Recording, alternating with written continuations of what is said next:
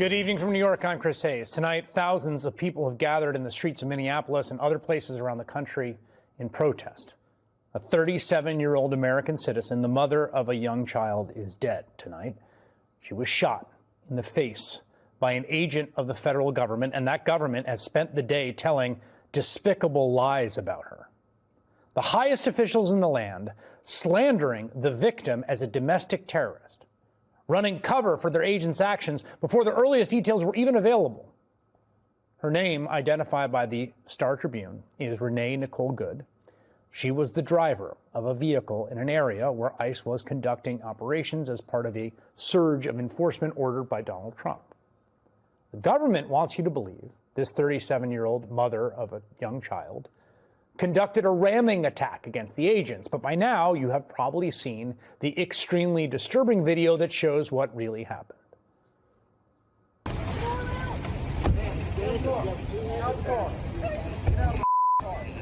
No! No! Oh my God! What the What the You just what the did you do? We don't know exactly what happened right before that video. We don't have video before that. We do know what happened after. Photos of the aftermath show an incredibly disturbing scene, including this photo of a bloody airbag right next to the stuffed animals in the glove compartment. This is what our government is calling a domestic terrorist. One witness said that a doctor on the scene immediately attempted to help that woman, but ICE blocked him. The Trump administration has responded how they almost always respond in situations like this, by lying.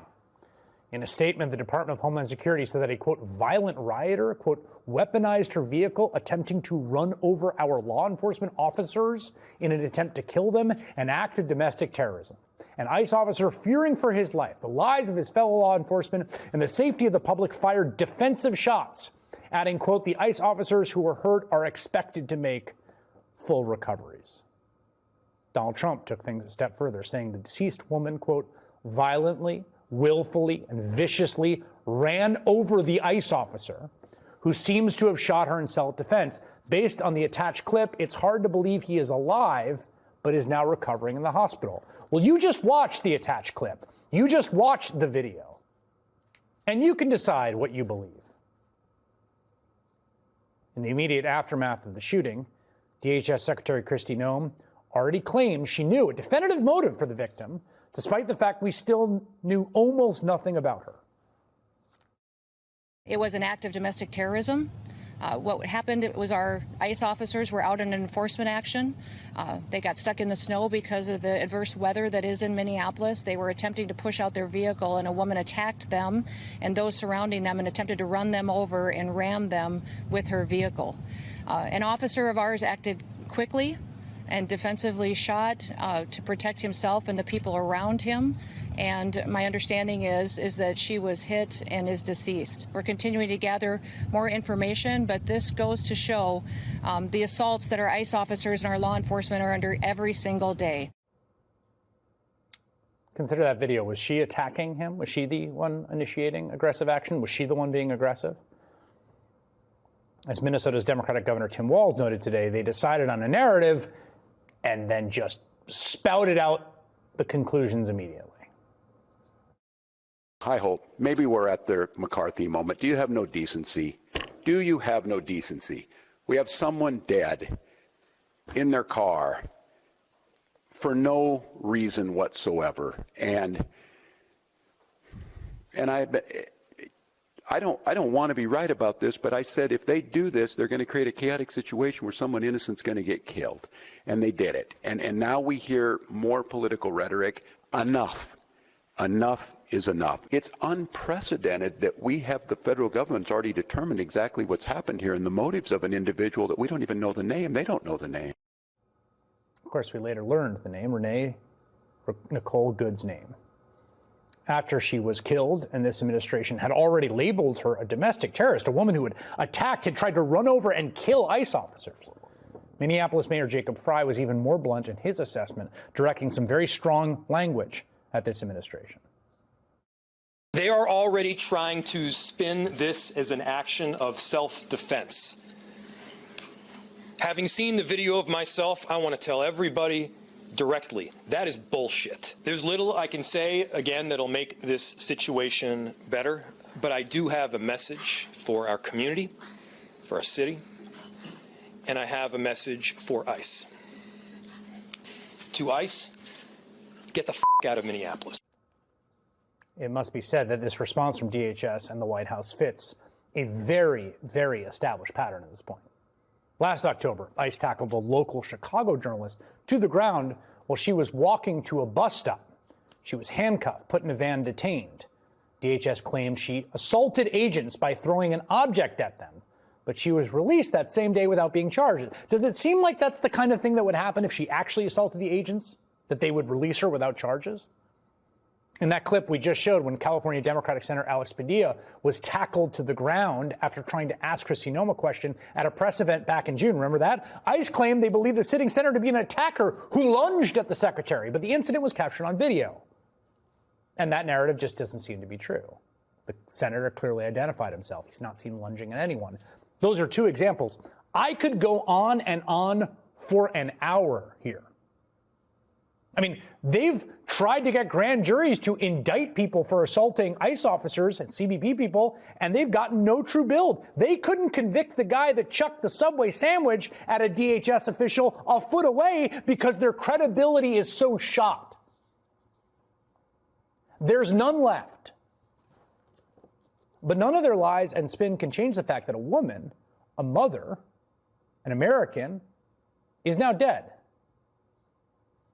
In many ways, this moment is painfully familiar for the city of Minneapolis.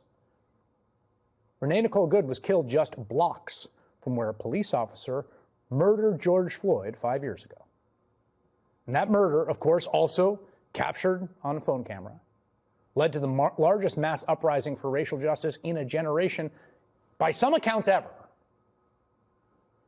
And tonight, people are once again taking the streets of Minneapolis in protest.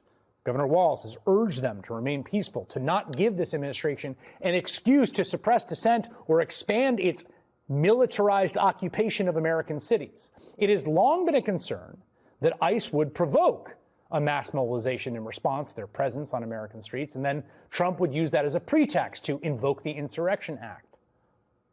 We know he has even mused about shooting protesters in the past. Right now, the city of Minneapolis and the whole country is reeling from yet another tragedy, a death that was, as the governor said correctly, entirely preventable, at the hands of masked agents directed by Donald Trump. Building. So first, let me thank you. But next, let me ask you to do what you've been doing all day and tell me what's happening on the ground. Thanks, Nicole. I want to set the scene here. This is the place where this 37-year-old woman was shot and killed. And to give you a bit of a timeline, at around 9:50 a.m. this morning, I received a text from what's known as an ICE observer. That's a community member here in Minneapolis who watches immigration raids and alerts members of the community that Border Patrol, that immigration forces are in the area to keep people safe. That text read that somebody was shot and killed by an immigration officer. We arrived on the scene. We saw it closed off, fenced off. And we saw a large law enforcement presence. In that law enforcement presence included Border Patrol agents, ICE agents, and we saw very elevated tensions. We saw tear gas being shot between protesters and police. Then eventually we got the confirmation from DHS and from Mayor Frey that somebody was shot and killed at this very spot where these flowers are being laid right now, Nicole. Now, there are two very different narratives between Mayor Frey and DHS. DHS claiming that the woman was shot in an act of self-defense from a federal agent. Mayor Frey calling that a garbage narrative. I will say there was a gruesome image that has stuck with me from this morning where you could see the woman who was shot inside of her car, blood splattered on the airbag at the very front of that car. Now, I want to see if I can introduce you to the neighbor of the owner of this house. His name is Eugene Bentley, and he saw this happen earlier this morning. Bear with me, Nicole, one moment. It's very icy here, so we want to make sure that our cameraman is safe. Here we go. Furniture delivery company wasn't that. So do you think that when you said that it was he wanted to shoot him, probably maybe he wanted to shoot her? Yeah. That's like a culture in ICE that's like toxicity. I'm not for sure. I don't want to, just go off the hinge with it, but it's just, I know when you're trying to provoke someone, or you just, just trying to be doing too much, just doing too much. Mr. Bentley, do you mind breaking down what exactly you saw this morning? Basically, ladies trying to warn everyone ICE is in the neighborhood. Just letting them know, hey, and telling ICE, hey, you're destroying families, whatnot. Stop doing this. Hey, get out of here. Stop that. She reversed so traffic can go by. The pickup truck, gray pickup truck, officer ICE got out and was telling her, hey, didn't tell her anything really, just telling her I'm going to open up your door and I'm going to get you out. And that's when the shooting happened, and the car took off, and then it sped off and crashed right into the cars. Can you talk about the agent that was stepped in front of the car? The way he was in the clear. There was another one at the front part of the car on the driver's side. And there's one right there by the door that's opening, trying to get in the door. Then you have one that's in front of the car that was already coming from the side. And he was just getting clear because he already see that, hey, this person can take off, but, maybe I'll try to, intimidate you with my gun. But I don't think the lady was looking that way towards the front because she's worried about this. Someone's trying to get in her door. And She's 65 years old. I mean, she's probably scared. She's trying to help out and is scared at the same time. And Mr. Bentley, DHS is calling this domestic terrorism. They're saying that the officer shot in self-defense. Does that match up with what you saw this morning? I have no comment on that. I just can only tell you what I seen, and that's it. That's it. I don't know. I'm not a lawyer. I'm not none of that. I don't know the law like that, but I just know that. Then I seen what I seen.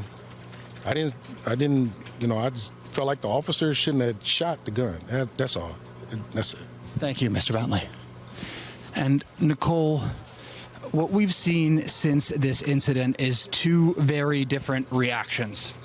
We've seen as immigration, as Border Patrol, as law enforcement was leaving the scene, confrontations between protesters and those federal agents. We saw a lot of tear gas fired. We saw canisters, one of which I picked up, protesters crying with their eyes in serious pain.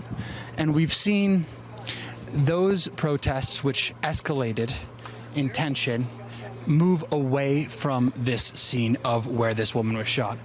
Separately, you're seeing what you see right now, Nicole, which is Minneapolis community members planting flowers, commemorating the 37-year-old woman who lost her life, still raw from the murder of George Floyd, which happened but 0.4 miles from this very spot about 5 years ago. Nicole? Alex, I want you to keep going, but let me just introduce this account from the Minneapolis Chief of Police, and I'll have you pick it up on the other side. This is what he said transpired. Quote, "The preliminary information that we have indicates that this woman was in her vehicle and was blocking the roadway on Portland Avenue midway between 33rd Street and 34th Street in the city. At some point, a federal law enforcement officer approached her on foot, and the vehicle began to drive off. At least 2 shots were fired.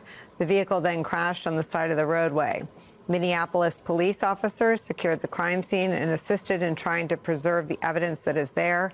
We have since turned over the scene both to the Federal Bureau of Investigation as well as the Minnesota Bureau of Criminal Apprehension, which will be conducting an investigation into this use of deadly force." That's local law enforcement.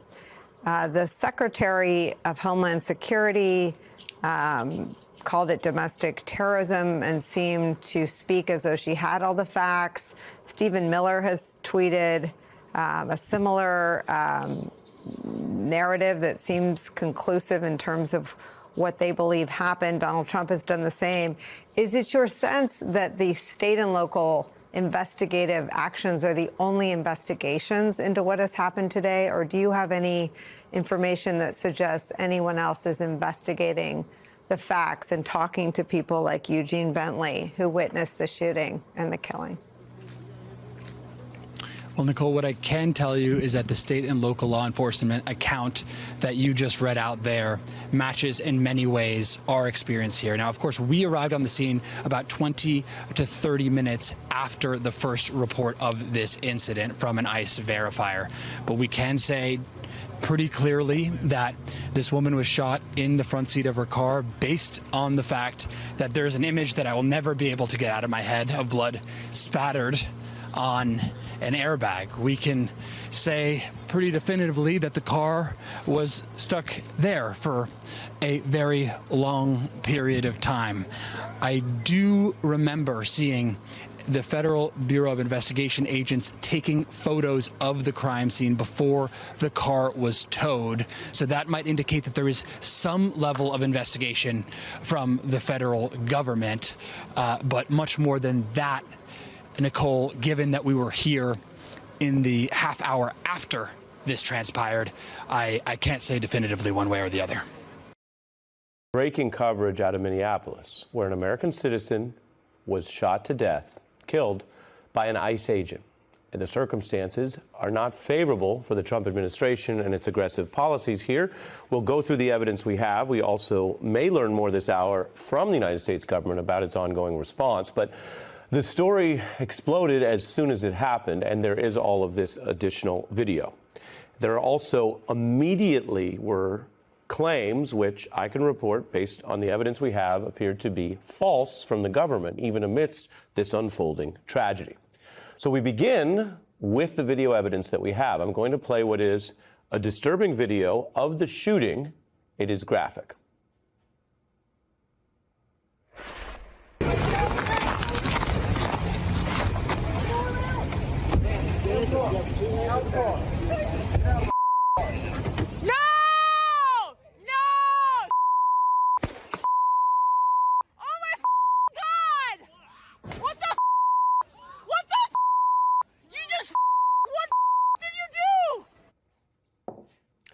That is, of course, a very clear angle on what was a very fast escalation.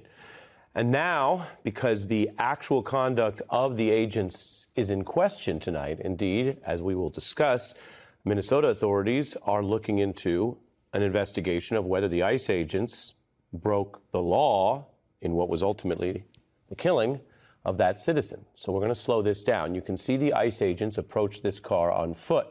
An agent appears to try to open the driver's side door. You can see that vehicle in some motion, and you can see where the agents are positioned. The vehicle then, as you see, appears to be trying to drive basically down the road. We can debate the word choice, but ultimately it looks like driving away or an escape. You see it back up and then go off and to the right around that other vehicle. The agent fires 3 shots into the car. That is, at a minimum, before we get to a criminal law analysis, that is not considered proper use of force in policing, because based on what you have in this situation, there isn't the kind of predicate or apparent lethal threat to the officers. Indeed, while it's a chaotic situation, it looks like someone trying to effectively drive away. Now, as always, when we cover these type of stories, whether they involve domestic policing, local police, or in this case, federal agents operating under Donald Trump's much more aggressive approach to immigration enforcement, we have to remind everyone we do not know what happened before this available video. There are things that we could learn that might change the context here, and I don't say that didactically. I say that quite seriously. I've seen these type of stories evolve one way or the other. I also want to mention authorities confirmed the victim was this 37-year-old woman, and she died from that gunshot wound to the head. According to the Minneapolis Star-Tribune, her mother has identified her as Renee Nicole Good and said she lived in the Twin Cities. So as we try to do with a story like this, you have now seen the video more than once. As I mentioned, it can be disturbing, especially once you know you're watching something that results in a shot to the head.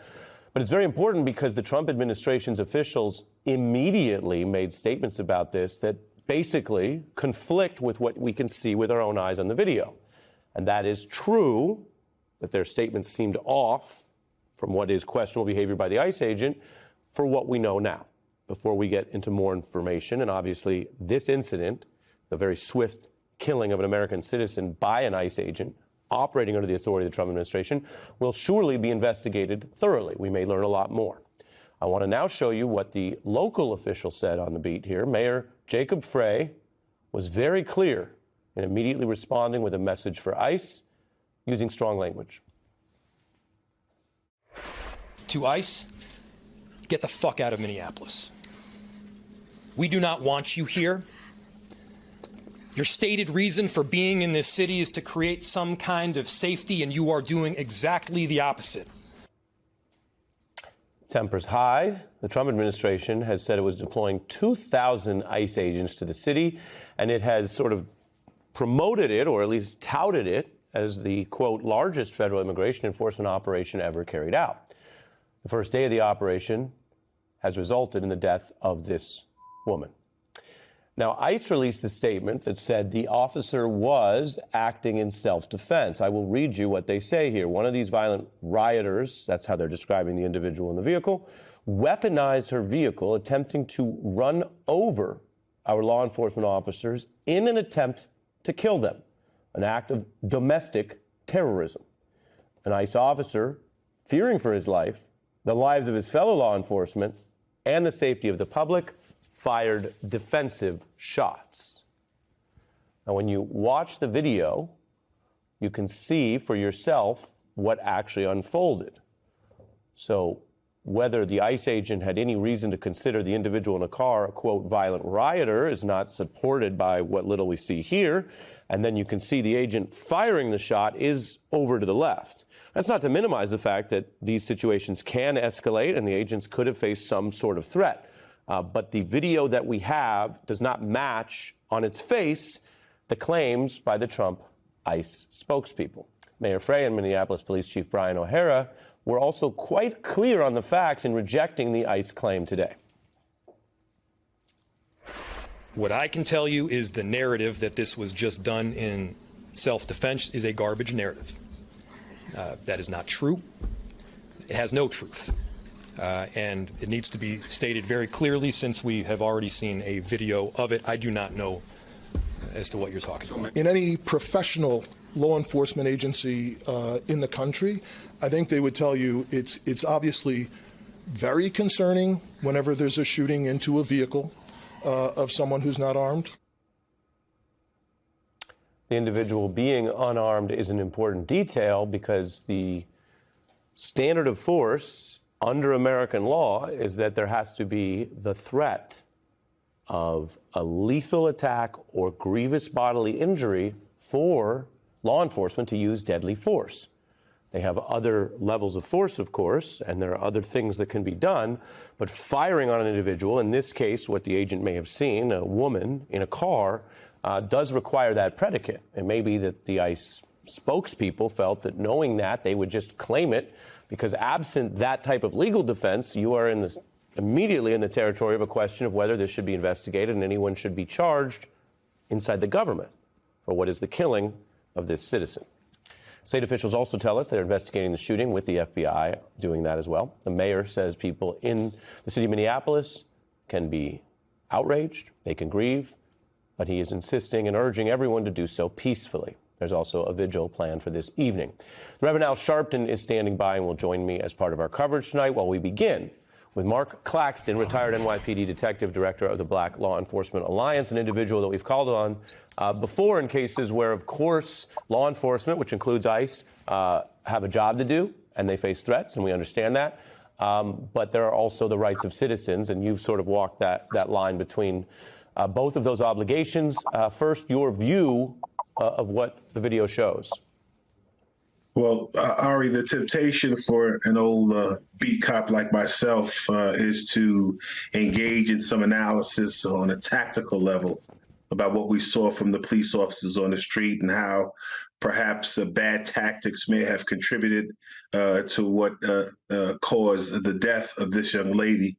But that would be just a mistake to do. I think we have to really examine the level of threat and danger that the general public is faced with based on this ill-conceived kind of practice and policy. So not only do you have the civilian population placed at that additional risk, but you have law enforcement also negatively impacted by terrible, awful policies. And then you have this schism between local law enforcement and federal law enforcement. You have federal law enforcement, putting a patch over their agent patch on their vests and claiming to be police, which kind of connotes for people that these are street cops, familiar with local practices, and that is far from the case here. So it's very troubling, very disturbing. I don't think anyone is surprised. I think there was some expectation that there would be some disastrous outcomes as a result of this immigration policy, I guess you want to call it. And there should be significant concern about the use of these federal agents operating in local communities as quote unquote police officers, and what that does to the reputation of law enforcement specifically. Yeah. We talked about understanding what's happened there based on the evidence we have. I also want to play video taken here from a bystander witness account. Take a look. Basically, ladies trying to warn everyone ICE is in the neighborhood. Just letting them know, hey, and telling ICE, hey, you're destroying families, whatnot. Stop doing this. Hey, get out of here. Stop that. She reversed so traffic can go by. The pickup truck, gray pickup truck, officer ICE got out and was telling her, hey, didn't tell her anything, really, just telling her I'm going to open up your door and I'm going to get you out. And that's when the shooting happened, and the car took off, and then it sped off and crashed right into the cars. Mark? Just terrible. Just bad all around. And I think that is a precursor for more tragedy if we don't change the direction of this particular enforcement method. Understood. And I appreciate you joining us as our first expert guest. Our thanks to Mark Claxton. We had the Attorney General of Minnesota, Keith Ellison, able to join us on a very busy and difficult evening there. Your response to these events today, and will the state investigate? I could say this is a tragically foreseeable incident, because when you escalate with the number of ICE agents that Trump has done, when you recruit them, when you train them, when you signal to them that they don't have to operate under the normal rules by disclosing their identity, you let them wear masks, you do all these kind of things, you are going to have tragic incidents like this. It is foreseeable, and it should. Here was Minneapolis Mayor Jacob Frey earlier today. Fair warning, he uses some curse words very appropriately here.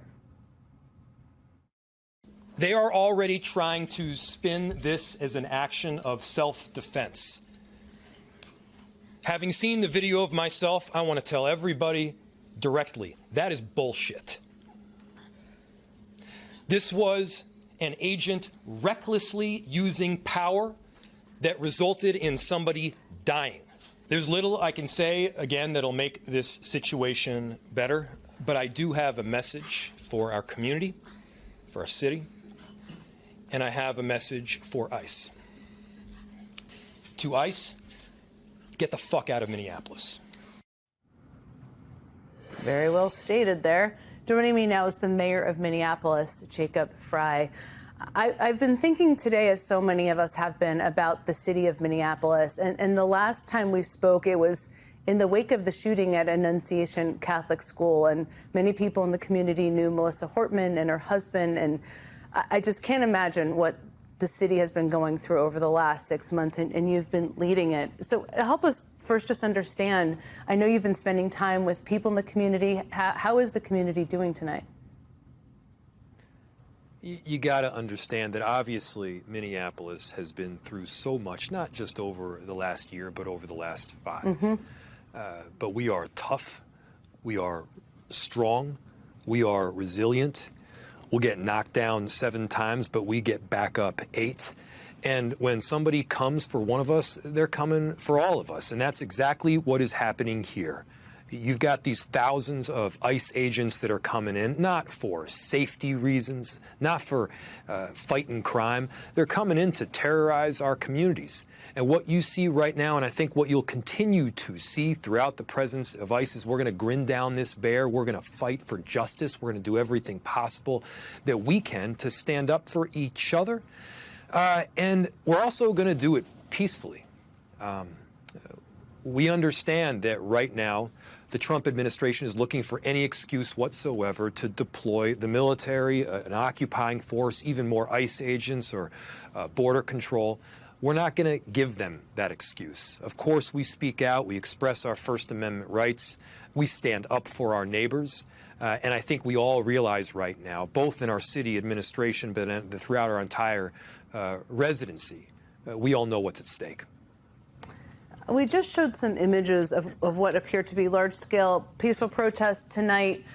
In response, we have reporters on the ground who, of course, covering them. Tell us what the scale of those are. What are you hearing about what's happening on the ground? How did they originate?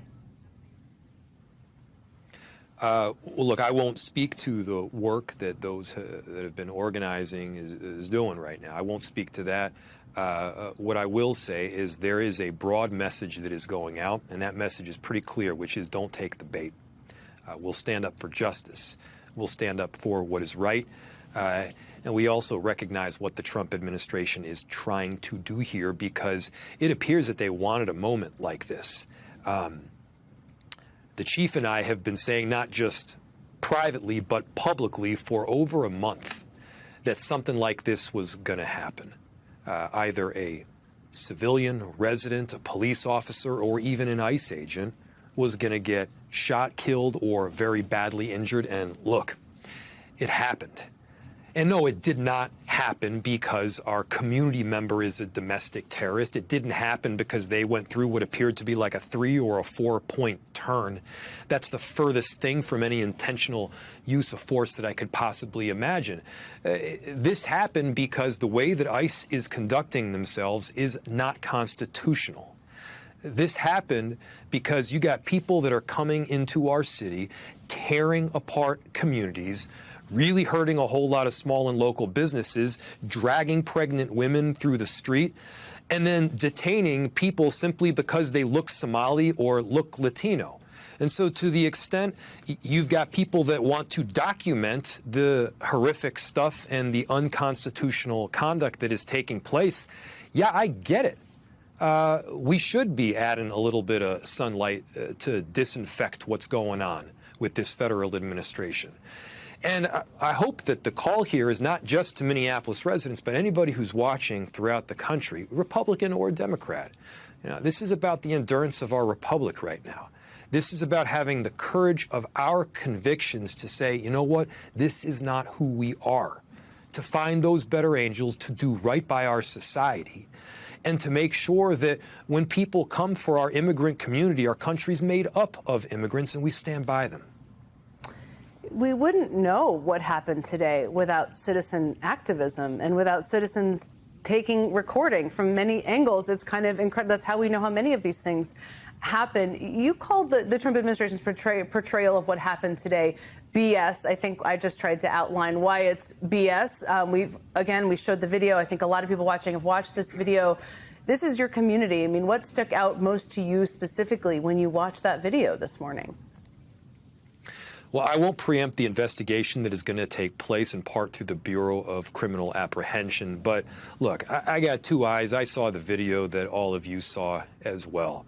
The notion that this was domestic terrorism is garbage. It's BS. It's whatever other superlative you want to attach. But that ain't a factual or valid narrative. And we should all just be acknowledging, the truth.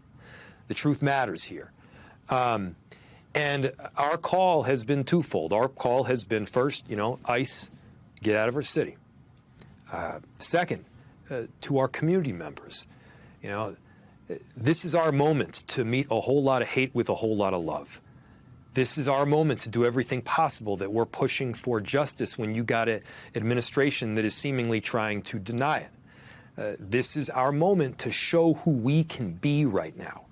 And I'm confident that we can do so peacefully.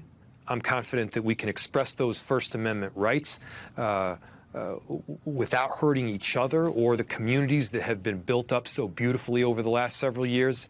And I mean, I'm optimistic about this city, and at the same time, we're devastated for the family. We're devastated for the victim. And of course, our city's reeling.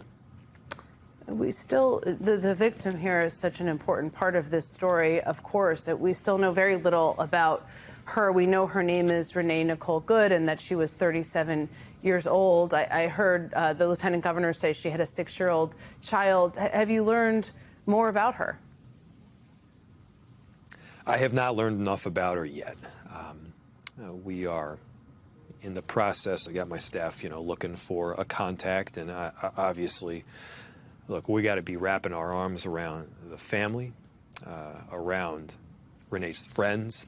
We got to be doing everything possible right now to show them the kind of love that they deserve, because they do not deserve this.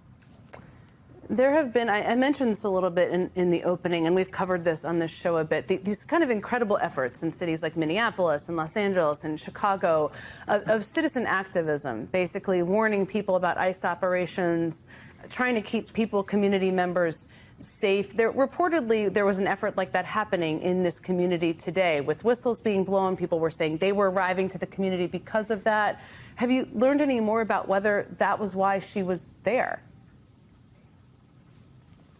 I don't know enough information to comment on that yet. I certainly wouldn't be surprised that she was standing up for her neighbors, because from the little that I have learned about her, that is something that she would do on a very regular basis. I wouldn't be surprised when any of the residents throughout our city would say, you know what, we care about you, regardless of where you come from, regardless of what zip code you grew up in. You come to Minneapolis, you contribute greatly to this city, you start small and local businesses. Hey, you're part of Minneapolis, and you make it a better place. And that's one of the most frustrating things that we've seen from these ICE agents is, again, they are not here to drive down crime or create safety. By the way, we have worked with a number of different federal agencies and departments in the past to significantly drive down crime. Crime in virtually every category, in virtually every neighborhood throughout the city of Minneapolis is down pretty substantially right now. And so if we're talking about safety, we're on board. That's not what this is about. This is about terrorizing people. If they cared about safety, they wouldn't be going after the dad that just dropped his kids off at daycare, is about to go work a 12-hour shift, who happens to be from Somalia or Ecuador. They'd be focused on violent criminals that do horrific things. And so, as Democrats, we got to be very clear-eyed. We are anti-crime. Mm-hmm. We are pro-safety. We're also pro-abiding by the Constitution, which this administration is not doing. And the majority of people they're deporting through some of these processes don't have criminal records, which is important to continue to restate. Let me ask you about the accountability, because I know you've said, ICE, get out of my city. I think other mayors like yourself feel that way. And when you're in the wake of a tragedy like this morning, it's so understandable to hear that. I think a lot of people feel that. Your chief of police said tonight that the investigation into this shooting will be handled jointly by the FBI and state law enforcement. We're just in this crazy period of time. I don't have to tell you, you've been speaking out about this, where you have the President of the United States, the Secretary of the Department of Homeland Security, the Attorney General. They are all essentially spewing lies about what happened this morning. What is your expectation about whether the FBI is going to handle this investigation with the level of thoroughness and fairness that it warrants? My understanding is that the investigation will be conducted both by the FBI, but also the Bureau of Criminal Apprehension at the state level. And look, I don't think anybody knows fully what to expect from this administration. and I'm not going to venture a guess at this point. But what I will say is that I believe my own eyes. I will say that, the way that our law enforcement officers here in Minnesota, in Minneapolis, are conducting is going to be fair and righteous. I mean, we had 2 cops that were on the scene in a minimal amount of time. They were in the ambulance with the victim on the way to the hospital. We've done a lot of work over these last 5 years to improve our police department, to be the change. And right now, we've got officers that have both stayed and that are coming on board that want to be an example for so many others to follow. We've got immigrant communities, more and more, that are saying, hey, I trust the Minneapolis Police Department. You know who I don't trust? These ICE agents that are coming in with black vests that are unmarked, that aren't taking responsibility for their own actions. This is yet another instance of it, and sadly, it's not unexpected. The chief and I have been talking about this for over a month, that this was a strong likelihood or a possibility, and tragically it happened. The way they're behaving is reckless, it's not constitutional, and everybody should be speaking out about it. We will certainly continue to do that. And I know in days like this, there is nothing that eases people's pain, but I'm sure having somebody who's leading their city speaking out is powerful. Unedited, too, I think is important. Mayor Jacob Frey, thank you so much for joining me. Thank you.